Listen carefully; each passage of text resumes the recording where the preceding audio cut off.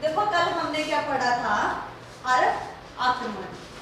कल हमने पढ़े थे अरब आक्रमण, आज हम पढ़ेंगे तुर्क आक्रमण। ठीक है, अब देखो 717 ईस्वी में क्या हुआ था कि एक अरबी यात्री आया था, क्या नाम था उसका, मोहम्मद बिन कासिम। ठीक है, उसने आक्रमण किया, उसने जजिया कर लगा दिया या फिर इस्लाम कबूल कर लो, ऐसी दो शर्तें उसने रखी। ठीक है, तो आज का जो टॉपिक है वो है तुर्क आक्रमण। देखो तुर्क आक्रमण कैसे हुए, कब हुए। सबसे पहले अल्पतगीन नाम का एक व्यक्ति था जिसने अफगानिस्तान में क्या किया, खुद को स्वतंत्र घोषित कर दिया। ठीक है, अफगानिस्तान के गजनी नामक एरिया में, ठीक है, खुद को स्वतंत्र घोषित कर दिया। ठीक है, और ये कब किया इसने, 10वीं शताब्दी में या फिर 932 एडी में। क्या हुआ, देखो जब अरब आक्रमण हुए तो ये आक्रमण करके अपने देश वापस चले गए थे, दोबारा कभी भी नहीं आए। ठीक है, और इनका जो टारगेट था, जो इनका उद्देश्य था वो धन लूटना था। लेकिन ये जो आएंगे गजनी यामनी वंश वाले जो आएंगे, अगर इनका वंश पूछा जाए तो इनका वंश क्या है, यामिनी। ठीक है, यामिनी है इनका वंश, तुर्क का। हाँ, गजनबी जो है, मोहम्मद गजनबी हो गया, अल्पतगीन हो गया, आगे सपुतुद्दीन आएगा, फिर आगे गजनबी आएगा। ठीक है, तो इनका वंश है यामनी, और इनका जो उद्देश्य था धन लूटने के साथ साम्राज्य का विस्तार करना भी था। देखो अरब वाले आए थे, उन्होंने आक्रमण किया, धन लूटा, वो अपने देश जो थे वो वापस चले गए। ठीक है, उसके बाद आता है सपुतुद्दीन। ठीक है, अब कई बुक्स में लिखा है कि ये इसका बेटा था, ये इसका बेटा नहीं था, ये इसका क्या था, दामाद था।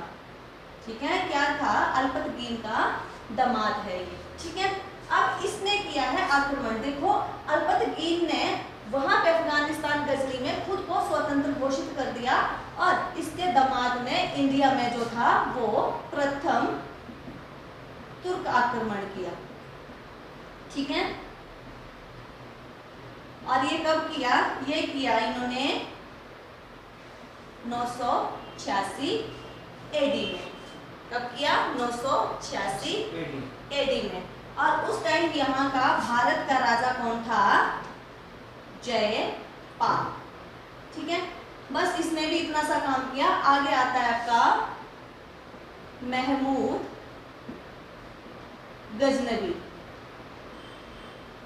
ठीक है, अब देखो इन्होंने क्या किया, 1000 से लेकर 1027 तक इंडिया के ऊपर 17 बार आक्रमण किया। कितने बार, 17 बार जो था इन्होंने आक्रमण किया। और इनका उद्देश्य क्या था, अगर हम बात करें उद्देश्य की तो क्या था, धन लूटना। ठीक है, बेसिकली जो मेन रीजन रहता था इनका आक्रमण करने का वो धन लूटना था। ठीक है, तो ये यहाँ से देखो अल्पतगीन ने स्वतंत्र घोषित किया, इन्होंने पहला आक्रमण किया, और इन्होंने आकर इंडिया पर जो थे वो 17 आक्रमण किए। ठीक है, कितने आक्रमण किए, 17 आक्रमण किए। और ये फर्स्ट था जिसने क्या किया, सुल्तान की उपाधि धारण की। किसने की थी, महमूद गजनवी ने सुल्तान की उपाधि धारण की। ठीक है, तो पहले हम इसकी उपाधियां ही देख लेते हैं।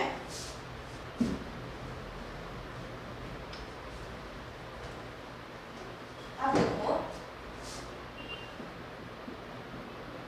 गजनवी की उपाधियां, उन्होंने क्या क्या उपाधियां धारण की थी, उपाधियां। ठीक है, सबसे तो पहले मैंने बता दिया आपको सुल्तान। ठीक है, उसके बाद इन्होंने कौन सी उपाधि धारण की, बुद्ध शिकन या फिर मूर्ति भंजक या मूर्ति भंजन, मूर्ति भंजन। ठीक है, और उसके बाद गाजी। ठीक है, उसके बाद गाजी। देखो सुल्तान की उपाधि, उसके बाद बुद्ध शिकन। बुद्ध शिकन या मूर्ति भंजक का मतलब क्या होता है, मैंने कल भी बताया था। मूर्तियों को तोड़ने वाला, यानी कि इसके जितने भी आक्रमण हुए वो सारे के सारे कहाँ पे किए इसने? मंदिरों पे किए। मैक्सिमम मंदिरों पे आक्रमण किया और मूर्तियों को तोड़ दिया। मैंने आपको बताया सोमनाथ पे इसने आक्रमण किया, तो कैसे कैसे? गाजी।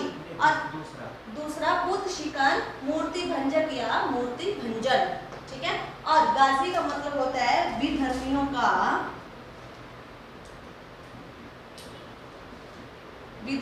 का नाश करने वाला।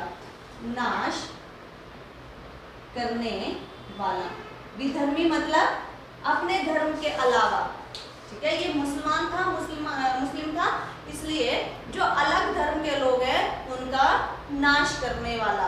और गाजी की उपाधि मध्यकाल में दो व्यक्तियों ने लिए, एक तो है आपका जो गजनवी है और दूसरा है आपका बाबर। ये हम आगे भी पढ़ेंगे, लेकिन ऐड करना है यहाँ पे तो ऐड कर दो, ठीक है। दो जो मध्यकाल के दो राजा हुए जिन्होंने गाजी की उपाधि धारण की, एक तो गजनवी था, दूसरा हमारा बाबर था, जो हम मुगल साम्राज्य में पढ़ेंगे।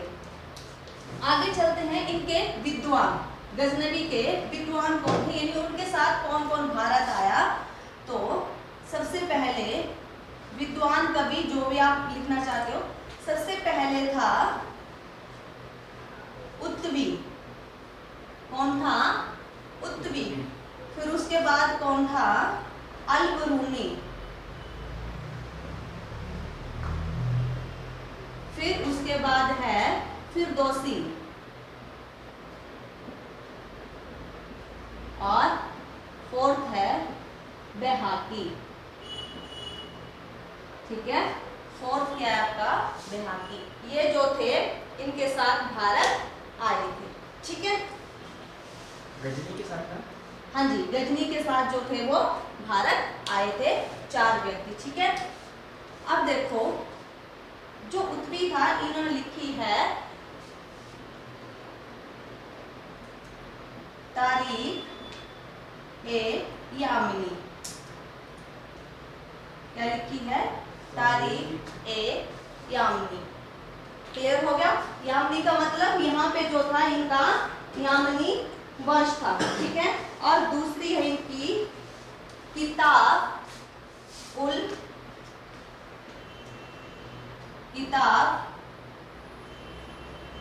यामिनी, ठीक है। अब अल-बरूनी की क्या है? तारीख ए हिंद और दूसरी है किताब ए या उल हिंद, ठीक है। किताब ए हिंद या किताब उल हिंद एक ही बात है, ठीक है। और ये फर्स्ट मुसलमान था जिन्होंने हमारे पुराणों का अध्ययन किया था।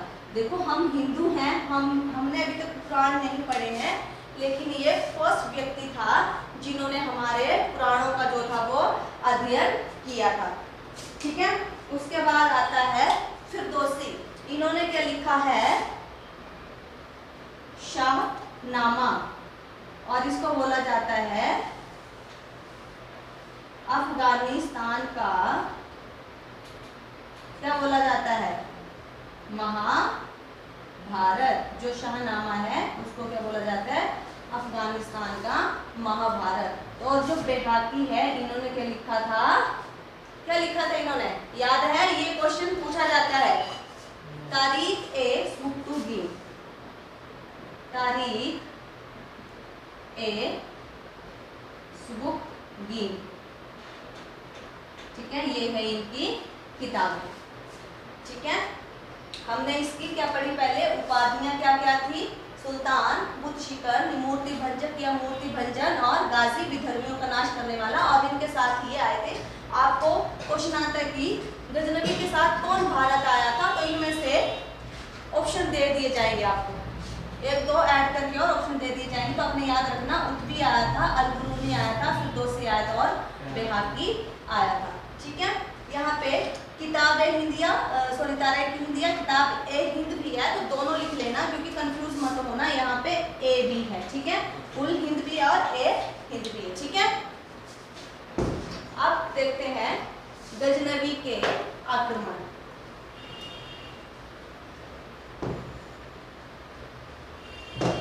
गजनवी के आक्रमण।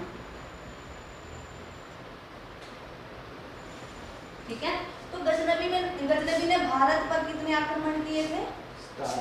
17 आक्रमण किए थे इसने। ठीक है, तो देखो इसने जो एक में आक्रमण किया था वो कहाँ किया था? भारतीय राजा जो थे वो जयचंद नहीं था, ये जयपाल था, इसके विरुद्ध किया था और ये हार गया था। ठीक है, और अब इसने क्या किया? एक आक्रमण किया कन्नौज के राजा। ठीक है, कन्नौज, आपको नोट्स मिल जाएंगे, पहले कॉन्सेप्ट समझ लो। कन्नौज के राजा राज्यपाल के खिलाफ किया था। जब इसने कन्नौज के राजा राज्यपाल पर आक्रमण किया तो जो था वो ये राजा भाग गया। क्या किया इसने? इसको पता लग गया राज्यपाल को कि आक्रमण होने वाला है, तो वो राजा भाग गया। और जब एक हमारे हिंदू राजा और थे, बुंदेलखंड के राजा थे, उसने इस चीज को बड़ी शर्म वाली बात समझा कि एक हिंदू राजा किसी बाहर के व्यक्ति से डरकर जो भाग गया, आक्रमणकारी से डरकर जो है वो भाग गया, तो इसका नाम क्या था? विद्याधर।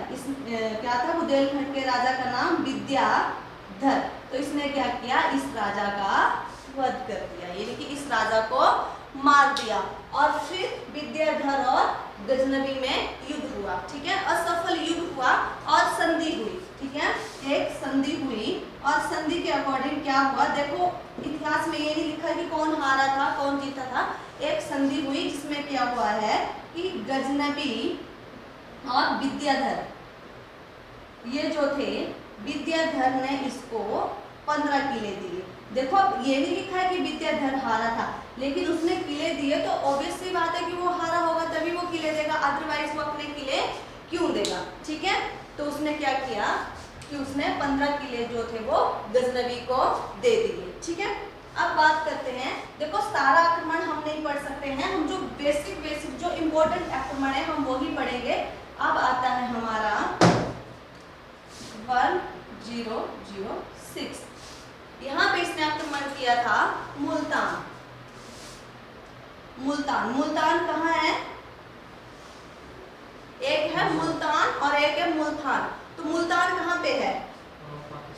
आज के पाकिस्तान में। उस टाइम पे इंडिया में था। ठीक है, आज हम बात करें मुल्तान की तो पाकिस्तान में। और उस टाइम इसका राजा कौन था? अब्दुल फतेह दाऊद। ठीक है, कहाँ का? मुल्तान का। ठीक है, क्लियर होगी ये चीज। और उसके बाद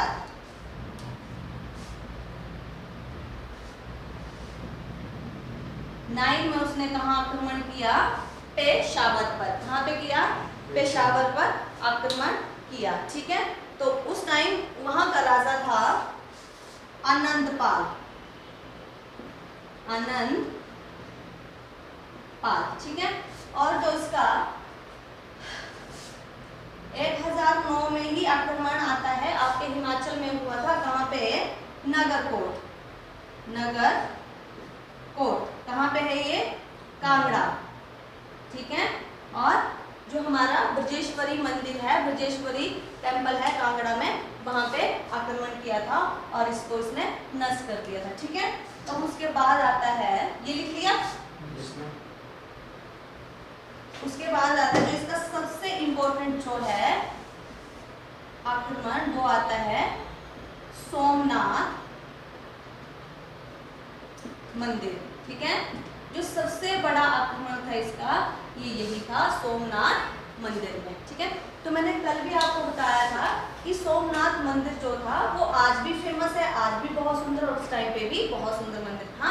तो क्या था कि यहाँ पे जो थे ब्राह्मण और राजपूत जाति के ज्यादा लोग रहते थे। तो जब ये आक्रमण करने आया तो 40 से 50 हजार व्यक्ति जो थे वो मंदिर के गेट में खड़े हो गए कि हम इसको अंदर नहीं जाने देंगे। तो कहते कि उन्होंने, जो गजनवी था, उन्होंने उनको काट दिया, मरवा दिया सभी को। फिर जब एंट्री में गया तो वहां पे एक शिवलिंग था, उसको तोड़ के उसने क्या किया, उसके टुकड़े किए और उन टुकड़ों को वो अपने साथ अफगानिस्तान ले गया। और उन टुकड़ों को क्या किया उसने, पहले तो जहाँ पे सीढ़ियाँ, उन्होंने एक जामी मस्जिद थी ना वहाँ पे, वहाँ की सीढ़ियों में लगवा दी। कौन सी मस्जिद थी? जामी मस्जिद। तो सीढ़ियों में लगा दिए, क्यों? क्योंकि उस सीढ़ी पे लगाए जहाँ पे जूते जो थे उतार के रखे जाते थे, तो हर दिन वहाँ पे जूते रखे जाते थे, यानी कि जूते पड़ रहे थे उस शिवलिंग को, ठीक है।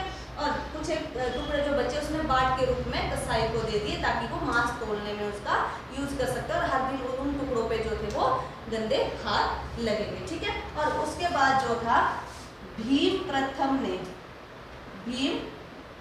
ने इस मंदिर को बनवाया था, ठीक है। किसने बनवाया था? यानी कि ये तोड़ फोड़ के चला गया, और कहते हैं उस टाइम जब आक्रमण किए तो भीम प्रथम वहां से भाग गया था, लेकिन तोड़ फोड़ होने के बाद भीम प्रथम ने इस मंदिर को फिर वैसा का वैसा बना दिया।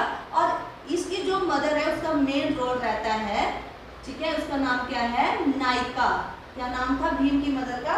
नायिका। और कहते हैं कि देखो एक लेडीज ने इसको इतनी अच्छी शिक्षा दी थी कि वो ये राजा बन पाया, और काफी टाइम तक ये जो है वो अपने सिंहासन को संभाल सका, ठीक है। तो देखो हमारे जो भारत में लेडीज भी कितना महत्वपूर्ण रोल प्ले करती हैं, और हम क्या करते हैं आज के टाइम में भी हम क्या करते हैं, इतना महत्वपूर्ण रोल प्ले नहीं कर पाते हैं। लेकिन इतिहास उठा के देखोगे, जब आप इंडस वैली सिविलाइजेशन वैदिक काल से देखोगे तो लेडीज का एक महत्वपूर्ण रोल रहा है, ठीक है। क्या नाम था? नायिका। उसके बाद एक कुमार नाम का राजा आता है, उसने भी इसको बनाया था, ठीक है। क्लियर होगी? अब नेक्स्ट चलते हैं, जो इसका अंतिम विद्रोह था वो 1027 में किसके विरुद्ध था? जाटों के विरुद्ध। किसके विरुद्ध था? जाटों के विरुद्ध था, ठीक है। और कहते हैं 1030 में जो है वो इसकी मृत्यु हो गई थी, और इसकी मृत्यु टीबी के रोग से हुई थी, ऐसा हिस्ट्री में लिखा गया है। कैसे हुई थी इसकी मृत्यु? टीबी के रोग से हुई थी, ठीक है। अब देखो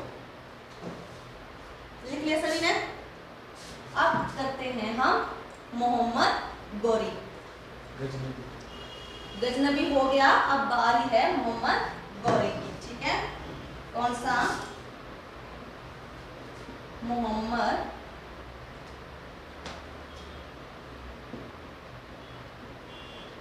गौरी। अब देखो जब हमारे ऊपर अर्थ के आक्रमण हुए तो उनका भी क्या था कि धन लूटा और चले गए, ठीक है। धन लूटा और चले गए, और फिर तुर्की आक्रमण भी हुए, धन लूटा और चले गए, ठीक है। अब ये जो आए थे देखो हैं सारे मुसलमान है ये, ठीक है, सारे मोमडन है, लेकिन देखो ये जो दो अरब और तुर्क वाले जो आए इन्होंने धन लूटा और अपने देश वापस चले गए, दोबारा ये कभी भी नहीं आए। लेकिन ये गौरी जो है ना, ये धन लूटने के साथ यहाँ पे अपने साम्राज्य का विस्तार भी करना चाहता था। क्वेश्चन आ सकता है कौन सा जो राजा था वो धन लूटने का साम्राज्य विस्तार भी इंडिया में करना चाहता था? तो गौरी प्रथम था जिसने धन तो लूटा, साथ में अपना विस्तार भी किया इंडिया में, ठीक है। यहाँ पे वो बस गए, ठीक है। अब देखो हुआ क्या कि अफगानिस्तान के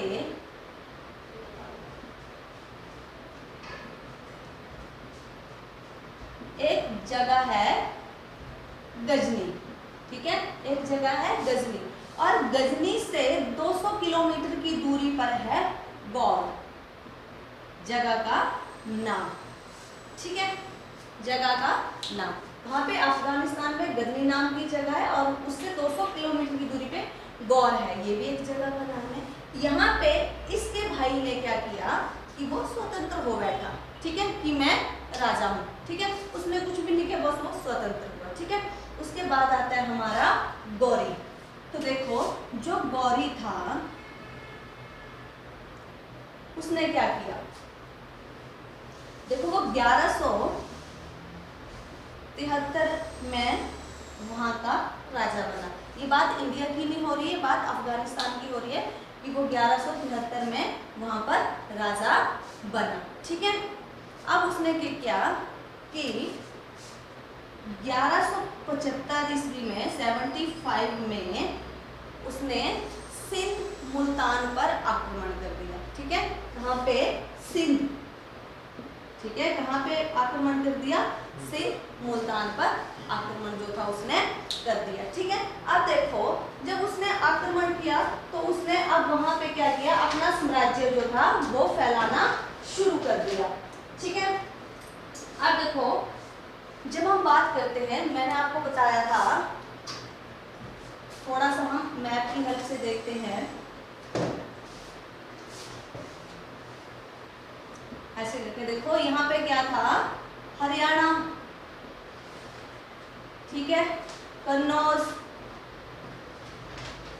ठीक है, यहाँ पे था मालवा, यहाँ पर बंगाल, ठीक है, और इस गुजरात वाले एरिया में कौन थे, सोलंकी शासक थे। ठीक है, यहीं पे कौन थे, चौहान, पृथ्वीराज चौहान। ठीक है, और यहीं पे कौन थे, चंदेल भी थे। ठीक है, तो देखो जब गौरी ने भारत की ओर अपना मुख किया तो भारत की कंडीशन ऐसी थी कि यहाँ पे जो थे राजा बैठे थे। बंगाल में कौन था, लक्ष्मण सेन। ठीक है, और दिल्ली हरियाणा वाले एरिया में बैठा था पृथ्वीराज चौहान। ठीक है, अब जब ये आगे बढ़ा तो पहले तो नॉर्मल जो था, अब देखो ये राजा सारे इकट्ठे होकर लड़ते तो शायद गौरी के जो आक्रमण है वो सफल नहीं होते, लेकिन जिस पे आक्रमण किया वो ही लड़ाई करता और हार जाता और उसका जो साम्राज्य था वो गौरी के अंडर आ जाता। जब बात आई सेंटर की, ठीक है, जब बात आई सेंटर की, जहाँ पे कौन बैठा है, दिल्ली हरियाणा में कौन बैठा है, पृथ्वीराज चौहान बैठा हुआ है। तो देखो इनकी जो बाउंड्री थी, यानी कि दिल्ली हरियाणा, और जहां पे इसका सीमा समाप्त होती थी वो क्या था, तराइन। ठीक है, अब जब तराइन की बाउंड्री पर पहुंचेगा तो नेचुरली पृथ्वीराज चौहान उसे रोकेगा। ठीक है, क्या करेगा कि पृथ्वीराज चौहान उसे रोकेगा। ठीक है, तो अच्छा इससे पहले एक और चीज देख लेना, हमने 73 की बात करी, हम बात करते हैं 78 की, 1178 की। इससे पहले जो उसने भारत पर आक्रमण किया था, जो उसका हम बोल सकते हैं कि प्रथम आक्रमण था। मैंने जब सोलंकी वंश पढ़ाया था आपको, तो उसमें मैंने आपको क्या पढ़ाया था, कौन था जिसने इसको पराजित किया था। ठीक है, देखो सोलंकी वंश यहाँ जैसे था ये, ठीक है, तो इससे पहले इसने दिल्ली पहुंचने से पहले इसने इस वंश पे भी अटैक किया। तो इसका कौन सा राजा था, भीम सेकंड। अगर बात करते हैं भीम फर्स्ट की, तो उसके टाइम गजनबी आया था, और भीम सेकंड की बात करते तो उसके टाइम गौरी आएगा। और देखो यहाँ इसकी प्रथम हार है, यानी कि भीम सेकंड ने इसको जो था वो पराजित कर दिया, किसको, मोहम्मद गौरी को। अब जैसे आगे बढ़ता है तो आगे पृथ्वीराज चौहान बैठा हुआ है, साथ में गढ़वाल में जयचंद बैठा हुआ है। ठीक है, तो कहते हैं जो जयचंद था उसी ने ही इसको आक्रमण करने के लिए बुलाया था। ठीक है, तो हमारा जो फर्स्ट आक्रमण होता है वो तराइन के मैदान में होता है। कब होता है, 1191 ईस्वी में। ठीक है, तो इसमें क्या होता है कि इसमें जो है वो हमारा पृथ्वीराज जो है थर्ड वाला, जिसे हम राइट पिथौरा के नाम से भी जानते हैं, वो जीत जाता है। ठीक है, अब देखो जो अपने कर्म है वो हमें करने चाहिए। ठीक है, तो एक राजा का कर्म होता था कि जैसे जो हार गया है उसका वध कर दिया जाए, उसको उसके साम्राज्य को अपने साम्राज्य में मिला लिया जाए।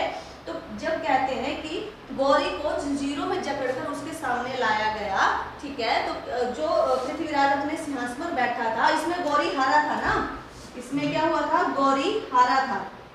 तो इस हारे हुए व्यक्ति को जब पृथ्वीराज के उसमें दरबार में लाया जाता है तो कहते उसको जंजीरों में जकड़ के रखा था।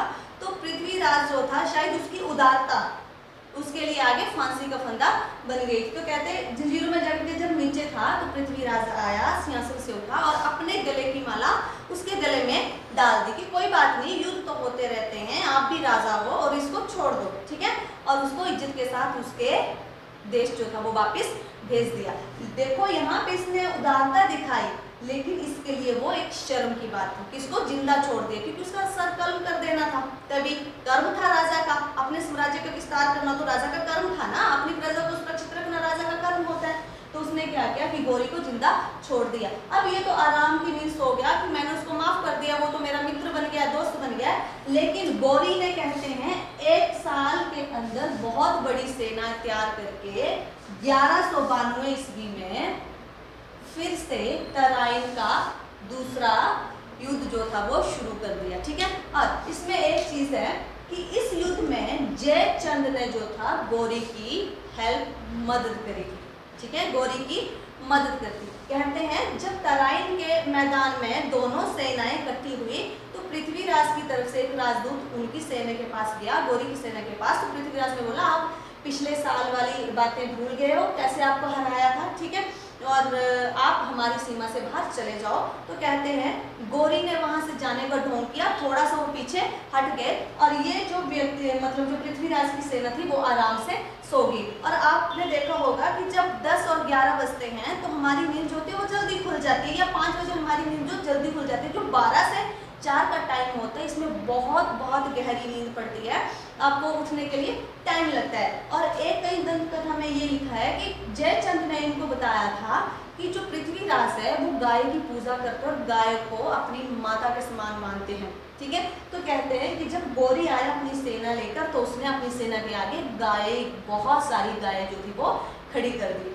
तो उससे क्या हुआ कि पृथ्वीराज जो था वो तीर नहीं मार सका, क्योंकि उस टाइम पे बंदूकें तो होती नहीं थी कि बंदूकों से लड़ाई हो रही है, यही धनुष बाण, यही भाले से, इनसे लड़ाई हुआ करती थी। तो कहते हैं कि उसने जो था वो तीर नहीं मारा और वहां से गौरी की सेना उनको तीर मार के जो थी वो खत्म करती रही। क्यों? क्योंकि आगे गाय थी, तो उसने सेना को बोला कि गाय को तीर नहीं लगने चाहिए, इसलिए तीर मत मारो। ठीक है, तो उसने तीर नहीं मारा और उन्होंने सेना खत्म कर दी। और एक मैंने जैसे आपको बताया कि उन्होंने क्या किया, गौरी ने जब ये आराम से सो गए कि अब तो गौरी वापस चला गया, तो जब ये सो गए तो रात को उन्होंने आके इनके ऊपर आक्रमण कर दिया। अब देखो आक्रमण कर दिया तो क्या, जब व्यक्ति सोएगा तो अपने जो भी उसके हथियार होंगे उसको खोल के ही सोएगा, उसको पहनने में तो टाइम लगता है। तो कहते हैं कि उनको टाइम ही नहीं मिला और इसने क्या था, इनकी सेना को खत्म कर दिया।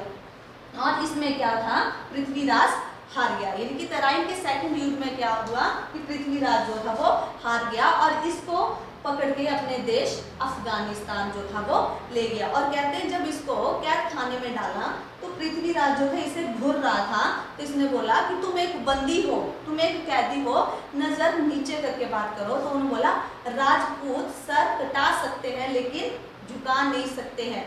ठीक है, और कहते हैं कि इसने, गौरी ने इसकी आंखें जो थी फड़वा दी थी, अंधा कर दिया था इसको। और मैंने वो बताया था ना, 4 बांस 25 गज अंगुल अष्ट प्रमाणता ऊपर सुल्तान है, ध्यान करो सुल्तान। ठीक है, उसने ये उसको इशारा दिया, किसने, चंद्रवरदाई ने, कि इतने इतने ये इसके निशान है, यहाँ इसके ऊपर जो है वो सुल्तान बैठा है। ठीक है, तो देखो सेकंड युद्ध में क्या हुआ, पृथ्वीराज हारा और गौरी जो था वो जीता। अब देखो एक कहावत है कि इन जयचंदों से देश को बचाना चाहिए। क्यों? क्योंकि सेकंड जो युद्ध हुआ था तराइन का, उसमें जयचंद ने गौरी की सहायता की थी। अब देखो जयचंद को लगा कि गौरी को पृथ्वी को हरा के वो बहुत महान बन गया, लेकिन गौरी ने क्या किया कि 2 साल के बाद ही उसका भी खात्मा कर दिया। कब? 1194 ईस्वी में चंदावर के युद्ध में, चंदावर के युद्ध में। ठीक है, चंदावर के युद्ध में इसको भी उसने मार दिया। ठीक है, अब देखो भारत में वो खुद राज नहीं कर रहा है, अब उसके देखो वो इतनी प्रॉपर्टी क्यों इकट्ठी कर रहा है, जबकि उसका कोई भी बेटा ही नहीं है, उसकी कोई भी औलाद ही नहीं है। तो उसने क्या किया, उसके जो दास थे उसमें से 3 जो हैं वो बहुत उसके लिए महत्वपूर्ण थे। ठीक है, तो उसमें सबसे पहला उसका दास कौन था, यल्दोस, कुवाचा और ऐबक। अब जो इसने इंडिया में प्रॉपर्टी जीती वो इसने किसको दे दी, अपने दासों को दे दी। ये जो था ये अपने अफगानिस्तान में ही रहा, गौर में ही रहा। ठीक है, ये अफगानिस्तान की प्रॉपर्टी किसको दे दी इसने, यल्दोस को। ठीक है, कुवाचा को इसने दे दिया सिंध मुल्तान, सिंध मुल्तान। ठीक है, और ऐबक को इसने दे दिया दिल्ली, जहां पे कौन बैठा था, पृथ्वीराज चौहान। दिल्ली और उसके आसपास का एरिया जो था इसने ऐबक को दे दिया। और एक और है उसका सेनापति बख्तियार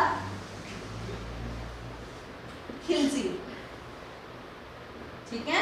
और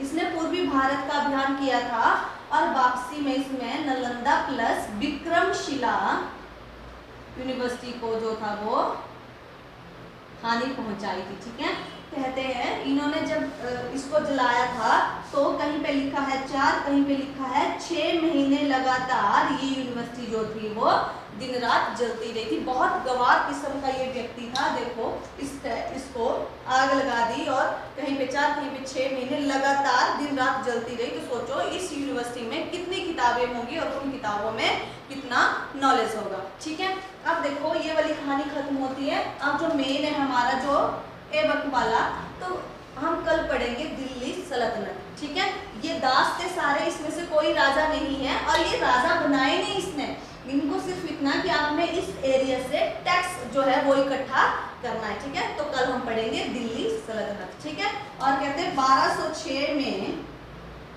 जो थी गौरी की मृत्यु हो गई थी। कैसे? खोखर जाति, ये जाटों की जाति है, जाति के लोगों ने इसको मार दिया। ठीक है।